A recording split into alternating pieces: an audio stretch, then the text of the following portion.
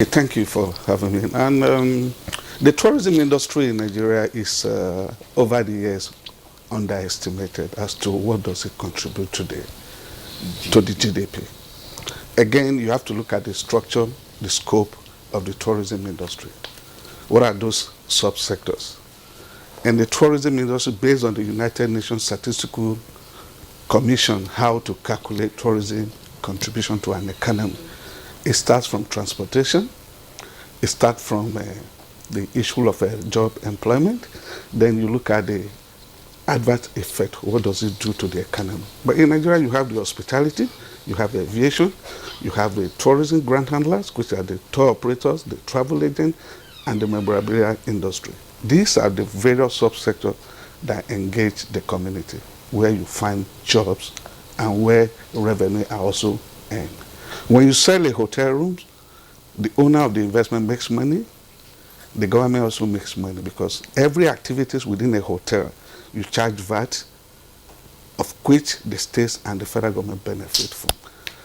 But again, when you look at the way we calculate tourism earning in Nigeria, unlike every other country in Africa, it's different because the Bureau of Statistics has not have a handle as to how to calculate what tourism contributes to the economy. It's so shocking that when you go to the Bureau of Statistics website, they limit tourism contribution to accommodation and food beverages, which is laughable.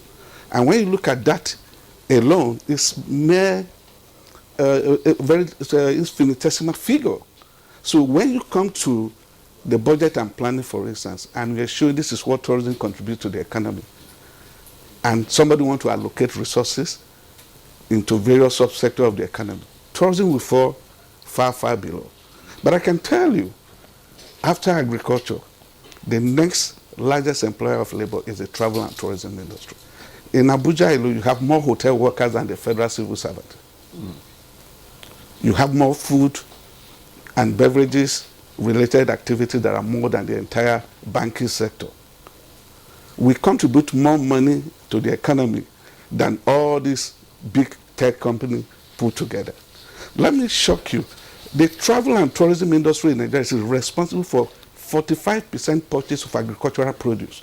If you remove the hotels and the restaurants from purchasing agricultural produce, the entire economy of Nigeria will collapse. And that was what we witnessed during the COVID crisis. So, in Nigeria, for instance, we are a federal country. The states have their own ways of how they want to run things. You know, for instance, the Supreme Court judgment of 2013 that removed some of the functions of the federal government back to the state.